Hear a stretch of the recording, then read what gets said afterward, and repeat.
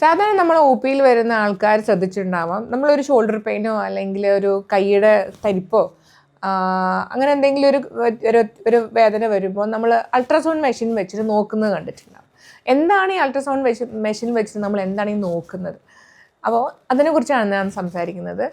നമ്മളുടെ ഏതൊരു കാര്യവും ഡയഗ്നോസ് ചെയ്യാൻ നമ്മളെ ഹെൽപ്പ് ചെയ്യുന്നത്, അതായത് നമ്മളൊരു ഡോക്ടറെ അടുത്ത് പോയി സ്റ്റെതസ്കോപ്പ് വെച്ചിട്ട് നമ്മളെ ലങ്സിൻ്റെ റീജിയനും ബ്രെത്തും സൗണ്ട്സൊക്കെ കേൾക്കുന്നത്, അതുപോലെ ഒരു ഡയഗ്നോസ്റ്റിക് ടൂളാണ് അൾട്രാസൗണ്ട് മെഷീൻ. അൾട്രാസൗണ്ട് മെഷീനിലൂടെ നമുക്ക് കണ്ടെത്താൻ സഹായിക്കുന്ന കാര്യങ്ങൾ എന്തൊക്കെയാണെന്ന് വെച്ചാൽ, നമ്മളുടെ മസിലിൻ്റെ ഉള്ളിൽ, ഇപ്പോൾ ഷോൾഡർ പെയിനായിട്ട് വന്ന ഒരാൾക്കാണെങ്കിൽ മസിലിൻ്റെ ഉള്ളിൽ എന്തെങ്കിലും ടയർ ഉണ്ടോ, ഉള്ളിൽ എന്തെങ്കിലും നീർക്കെട്ടുണ്ടോ, അതിൽ എന്തെങ്കിലും വിള്ളലുകൾ വന്നിട്ടുണ്ടോ, അതുപോലെ മുട്ട് തേയ്മാനമുള്ളവർക്ക് മുട്ടിൽ എന്തെങ്കിലും നീർക്കെട്ട് വന്നിട്ടുണ്ടോ, അതിൻ്റെ ഉള്ളിൽ മെനിസ്കൽ ടയർ ഉണ്ടോ, മസിലിൻ്റെ വള്ളികൾക്ക് എന്തെങ്കിലും പൊട്ടലുണ്ടോ എന്നൊക്കെ നോക്കാൻ വേണ്ടിയിട്ടാണ്. കൈ പൊന്തിക്കാനുള്ള ഒരു ബുദ്ധിമുട്ടായിട്ടായിരുന്നു ഇവർ വന്നത്. ഫുട്ബോൾ കളിച്ചപ്പോൾ കൈ തട്ടി താഴെ വീണു, ഒരാളുടെ ഒരു ചെറിയൊരു ഇടിയുണ്ട്. അതിനുശേഷം 1-2 ദിവസം വലിയ കുഴപ്പമുണ്ടായിരുന്നില്ല. പിന്നെ കൈ പൊക്കാനും ബാക്കോട്ടേക്ക് ആക്കാനും കൈ ബൗൾ ചെയ്യാനൊന്നും പറ്റുന്നില്ല. അപ്പോൾ നമ്മൾ അൾട്രാസൗണ്ട് എക്സാമിൻ ചെയ്യുമ്പോൾ കൈ പൊക്കാൻ സഹായിക്കുന്ന ഒരു മസിലിൻ്റെ വിള്ളലായിട്ടാണ് കണ്ടത്. അപ്പോൾ ഇതൊരു ഒ പി ഡി ബേസിസിൽ നമ്മൾ റുട്ടീനായിട്ട് ചെയ്യുന്ന ഒരു പ്രൊസീജിയറാണ്. നമ്മുടെ കയ്യിൽ അൾട്രാസൗണ്ട് പ്രോബ് ഉണ്ട്. നമുക്ക് ഒ പി ബേസിസിൽ തന്നെ പേഷ്യൻ്റെ ആ ഭാഗത്ത് വരുന്ന മസിലിന് ഇഞ്ചുറി എന്തെങ്കിലും ഉണ്ടോ, അത് എത്രത്തോളം ഡെപ്ത് ഉണ്ട്, അതിൻ്റെ അസസ്മെൻറ്റ് കുറച്ചുകൂടി എളുപ്പമാവാൻ നമുക്കിതുകൊണ്ട് സാധിക്കും.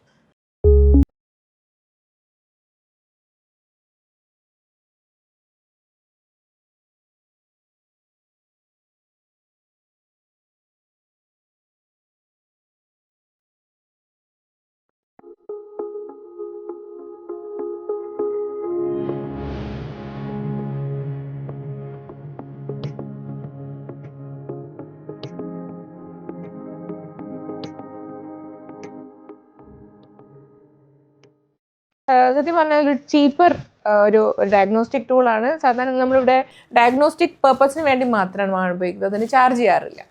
അപ്പോൾ ഇത് ഒരു MRI വെച്ച് കമ്പയർ ചെയ്യുകയാണെങ്കിൽ എന്താണ് അതിൻ്റെ വ്യത്യാസം? MRI നമ്മൾക്ക് എല്ലാവർക്കും അറിയാം, ഒരു ക്ലോസ്ട്രോഫോബിക് ആയിട്ടുള്ള ആൾക്കാർ, അതായത് ഒരു ഗുഹേൻ്റെ ഉള്ളിൽ പോയിട്ട് ചെയ്യേണ്ട സംഭവമാണ്. ചിലപ്പോൾ ക്ലോസ്ട്രോഫോബിയ ഉണ്ടെങ്കിൽ അത് ചെയ്യാൻ പറ്റില്ല, ചില രോഗികൾക്കൊന്നും പറ്റില്ല. പിന്നെ കുറച്ച് എക്സ്പെൻസീവ് ആണ്. പിന്നെ നമ്മൾ അതിനായിട്ടൊരു ഡേറ്റ് എടുത്ത് വാങ്ങി ഒരു സ്കാനിങ് സെൻറ്ററിൽ പോയിട്ട് നമ്മൾ എടുക്കേണ്ടതായിട്ടുണ്ട്. പക്ഷേ MRI ചെയ്യേണ്ട എല്ലാ കേസുകളും അൾട്രാസൗണ്ട് വെച്ചിട്ട് നമുക്ക് ഡയഗ്നോസ് ചെയ്യാൻ പറ്റില്ല, അത് വേറെ കാര്യം. പക്ഷേ അൾട്രാസൗണ്ട് ഒരു ഡയഗ്നോസ്റ്റിക് ടൂൾ എന്നുള്ള നിലക്ക് നമ്മൾ വളരെയധികം ഹെൽപ്പ് ചെയ്യും. പൊതുവേ നമ്മൾക്കത് ഹെൽപ്പ് ചെയ്യുന്ന ഒരു റീജിയനാണ് ഷോൾഡറിലും നീയിലും ഒക്കെ.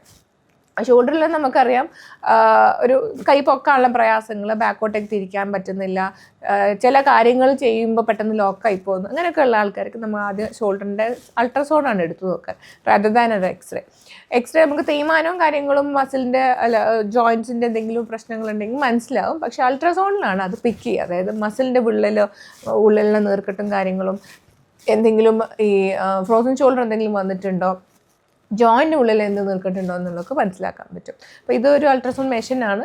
ഇതിൽ നമുക്ക് മെയിൻലി നമുക്ക് ഒരു ഡയഗ്നോസ്റ്റിക് പർപ്പസ്, അതായത് ഒ പിയിൽ വന്നിട്ട് ഒരു 5-10 മിനിറ്റ് കൊണ്ട് ഇത് ചെയ്ത് പൂർത്തിയാക്കി പോകാൻ പറ്റാറുണ്ട്. ഏതൊരു ഇഞ്ചക്ഷൻ ചെയ്യുമ്പോഴും നമ്മൾ അൾട്രാസൗണ്ട് ഉപയോഗിക്കുന്നുണ്ട്. മുട്ടിൻ്റെ PRP കൊടുക്കാനും ഷോൾഡറിൻ്റെ PRP കൊടുക്കാനും സ്റ്റീറോയിഡ് ഇഞ്ചക്ഷൻസിന്, അതുപോലെ തന്നെ ഈ കാർബൽ ടണൽ റിലീസ് ചെയ്യാനൊക്കെ അൾട്രാസൗണ്ട് ഉപയോഗിക്കുന്നുണ്ട്. എന്താ വ്യത്യാസം എന്താണെന്ന് വെച്ച് കഴിഞ്ഞാൽ, നമുക്ക് ടാർഗറ്റ് ആയിട്ട് ആ കൃത്യമായിട്ട് എവിടെയാണോ മരുന്നെത്തേണ്ടത് അത് നമുക്ക് ഒരു 1 മില്ലിമീറ്റർ പോലും വ്യത്യാസമില്ലാതെ നമുക്കത് പ്യുവർലി അവിടെ തന്നെ കൊടുക്കാൻ സാധിക്കുമെന്നുള്ളതാണ്. അപ്പം ഇത് നമ്മളിപ്പോൾ സ്റ്റഡീസൊക്കെ കമ്പയർ ചെയ്യുകയാണെങ്കിൽ നമ്മളുടെ സക്സസ് റേറ്റും ഇതുകൊണ്ട് കൂടും. ഏതൊരു ഇഞ്ചക്ഷൻ്റെയും സക്സസ് റേറ്റും അത് അവിടെ എത്തിച്ചുകൊണ്ടുള്ള വ്യത്യാസം വളരെയധികം വ്യത്യാസമുണ്ട്. കോംപ്ലിക്കേഷൻ റേറ്റും കൂടും. അതായത് നമ്മൾ മറ്റെവിടെയെങ്കിലും മാറിക്കൊടുക്കാതിരിക്കാൻ വേണ്ടിയിട്ടും ഇത് ഹെൽപ്പ് ചെയ്യും. അപ്പോൾ വേറൊരു ട്രീറ്റ്മെൻറ്റ് മൊഡാലിറ്റിയിൽ എന്താ വ്യത്യാസം എന്ന് വെച്ചാൽ, നമ്മളൊരു ഭയങ്കര സെൻസിറ്റീവ് ആയിട്ടുള്ള ഏരിയ, കഴുത്തിൻ്റെ ഭാഗത്തൊരു ഇഞ്ചക്ഷൻ ചെയ്യണം, അല്ലെങ്കിൽ ഒരു സ്റ്റെലൈറ്റ് ഗാംഗ്ലിയോൺ ബ്ലോക്ക് ചെയ്യണം, അല്ലെങ്കിൽ സർവൈക്കൽ നെർവ് റൂട്ട് ബ്ലോക്ക് ചെയ്യണം. അങ്ങനെയാണെങ്കിൽ അതിൻ്റെ തൊട്ടടുത്തൊക്കെ ഒരുപാട് രക്തക്കൊഴലുകളുണ്ട്. ആ രക്തക്കൊഴലുകൾ വരുമ്പോൾ തന്നെ ഈ പ്രൊസീജിയർ റിസ്കി പ്രൊസീജിയറായി മാറും. അപ്പോൾ നമ്മൾ അൾട്രാസൗണ്ട് മെഷീൻ ഉണ്ടെങ്കിൽ കൃത്യമായിട്ട് നമുക്ക് ആ അൾട്രാസൗണ്ടിന് ചുറ്റുമുള്ള, അതായത് നെർവിന് ചുറ്റുമുള്ള രക്തക്കൊഴലുണ്ടെങ്കിലോ അല്ലെങ്കിൽ നാഡികളുണ്ടെങ്കിലോ മേജറായിട്ടുള്ള മറ്റുള്ള എന്തെങ്കിലും സ്ട്രക്ചേഴ്സ് ഉണ്ടെങ്കിൽ നമുക്ക് അതിനെ അവോയ്ഡ് ചെയ്തുകൊണ്ട് തന്നെ നമുക്ക് അവിടെ ഇഞ്ചക്ഷൻ കൊടുക്കാൻ സാധിക്കും. അപ്പോൾ നമ്മൾ ഏതൊരു പർപ്പസ്, നമ്മൾ എന്ത് കാര്യം ചെയ്യുമ്പോൾ അതിനൊരു പെർഫെക്ഷൻ ഉണ്ടാവുക എന്നുള്ളത് നമുക്ക് നിർബന്ധമല്ലേ. അപ്പോൾ അതുപോലെ അതിനെ ഹെൽപ്പ് ചെയ്യുന്നൊരു ടൂളാണ് അൾട്രാസൗണ്ട് മെഷീൻ.